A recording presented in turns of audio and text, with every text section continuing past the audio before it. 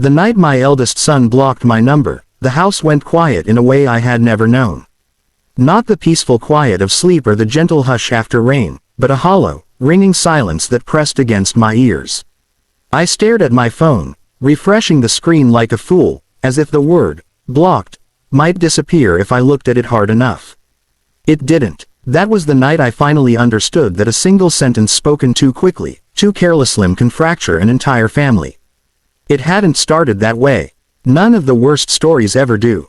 For years, I believed we were a strong family. Not perfect, but solid. My wife, Ruth, and I raised two boys only 3 years apart: Daniel, the older one, thoughtful and steady, and Mark, the younger, charming and impulsive. Daniel was the kind of boy who fixed things quietly and never asked for praise. Mark laughed louder, dreamed bigger, and somehow always landed on his feet. They fought like brothers, sure, but they also defended each other fiercely. Or at least, that's what I thought.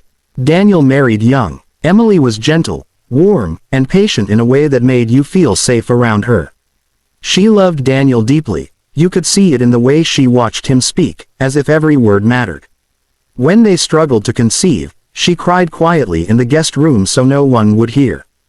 Daniel held her through those nights. I remember thinking, this is what real love looks like. Mark, on the other hand, drifted. He jumped from job to job, relationship to relationship, always chasing something he couldn't quite name. We worried about him, Ruth especially. When Mark started spending more time at Daniel and Emily's house, late dinners, weekend visits, we were relieved. At least he's with family, Ruth said. I nodded, blind to the danger growing right in front of us. The truth came out on a Sunday afternoon, the kind of day that tricks you into thinking nothing bad can happen. Daniel showed up at our door alone. His face looked older somehow, carved hollow by something heavy. He sat at the kitchen table, hands folded, and told us that Emily was leaving him. Not just leaving, she was with Mark. His brother. Our son. Ruth gasped, pressing a hand to her mouth. I felt the room tilt. My first instinct was denial. Families like ours didn't implode like that. This was a misunderstanding, a rumor, something that could be explained away. But Daniel's eyes told me otherwise. They were steady, but empty, as if something essential had been taken. She says it just happened, Daniel said quietly. That they didn't plan it. But she's moving in with him. Ruth started crying then, sobbing openly. I sat frozen, my mind racing, not with comfort for Daniel, but with panic. How do you survive something like this? How does a family continue when one brother steals the life of another? In the days that followed, chaos took over. Mark avoided our calls at first. When he finally came by, he looked defensive, almost angry. He talked about love, about how feelings can't be controlled, about how Emily had been unhappy. I wanted to shout at him, to demand how he could do this to his own brother. But instead, I worried about losing him too. The thought of having one son cut us off was unbearable. Losing both felt unthinkable. Daniel withdrew. He stopped answering messages, stopped coming to family dinners. When he did speak, his words were clipped, careful, like he was afraid to say too much and shatter completely. I watched my firstborn, once so steady, begin to unravel, and I felt helpless. That was when I made the worst mistake of my life. One evening, Daniel came over unexpectedly. He looked exhausted, dark circles under his eyes, his shoulders slumped. He sat across from me in the living room, staring at the floor. I don't know how to live with this, he said. Every memory feels poisoned. Every place reminds me of them. I panicked. I didn't know how to fix his pain, and I hated feeling powerless. So I did what I had always done when things felt too big. I tried to simplify them. You need to move on, I said. Holding on to this anger will destroy you. It's done. You can't change it. The moment the words left my mouth, I saw his face change. Not with anger, with something worse, finality. Move on, he repeated softly. My brother stole my wife. My family is broken, and you want me to just move on. That's not what I meant, I said quickly. Life goes on. You'll find happiness again. He stood up slowly. I came here because I thought you'd understand, he said. But you've already chosen. I haven't chosen anyone, I insisted. You're both my sons. He looked at me for a long moment, then nodded once. Exactly, he said. That's the problem. He walked out, and the door closed behind him with a quiet click that echoed louder than any slam. After that, the silence began. Daniel blocked our numbers. Emails went unanswered. Ruth tried sending letters, apologizing, begging him to talk to us. They came back unopened. Meanwhile, Mark moved in with Emily openly, as if daring the world to judge him. I found myself caught between resentment and guilt, loving both sons but realizing too late that neutrality in the face of betrayal is its own kind of cruelty. Ruth deteriorated quickly. She blamed herself, replaying every childhood moment, searching for signs she'd missed. What kind of mother raises a son who would do that? She whispered one night, curled up on the bed.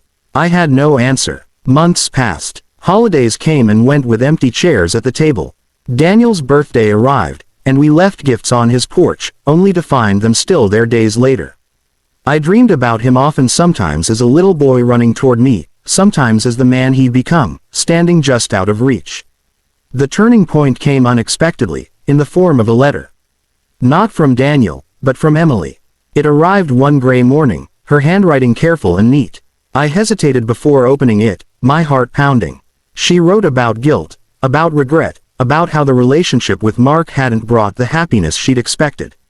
She wrote that Daniel had refused to speak to her, that he was rebuilding his life far away, starting over from nothing. At the end, she wrote one line that cut deeper than anything else. He needed his family to stand up for him. And they didn't. I sat at the kitchen table for a long time after that, the letter shaking in my hands. For the first time, I stopped defending myself with excuses about peace and balance. I saw the truth clearly. By telling Daniel to move on, I had minimized his pain. I had treated his devastation like an inconvenience instead of a wound. That afternoon, I did something I should have done from the beginning. I confronted Mark, not gently, not cautiously. I told him that what he'd done was wrong, that love didn't excuse betrayal, and that our family couldn't heal while he pretended otherwise. He reacted with anger, then silence. He left, slamming the door behind him. But for the first time, I didn't chase after him. Weeks later, I found Daniel's address through a mutual friend. He was living in a small town, working at a job far beneath his qualifications, quietly rebuilding. I wrote him a letter. Not to ask him to forgive us. Not to explain myself. Just to own my failure. I told him I was sorry. That I had chosen comfort over courage. That I should have defended him loudly and without hesitation. I told him I understood if he never wanted to see us again. And I told him I loved him. Not as a concept, not as one of two sons, but as my firstborn, my boy. I mailed the letter and tried not to hope. Months passed before I heard anything. Then one evening, my phone buzzed. A single message from an unknown number. I got your letter, it read. I'm not ready, but I needed you to know I read it. I cried harder than I had the day he left. We are not reunited, not fully. Healing doesn't work that way. But sometimes, Daniel sends a short update. Sometimes, he asks about his mother. I answer carefully, honestly. I don't rush him. I don't tell him to move on. I've learned something I wish I'd understood sooner. When someone is betrayed, they don't need solutions. They need loyalty. They need to know that their pain matters more than keeping the peace. Families don't break because of one terrible act, they break when the wounded are asked to carry it alone. If there's one thing I know now, it's this: love isn't proven by staying neutral. It's proven by standing up, even when it's uncomfortable, even when it costs you. I may never fully repair what I helped break. But if Daniel ever walks back through that door, he won't hear me tell him to move on. He'll hear me say, I'm here. And I should have been all along.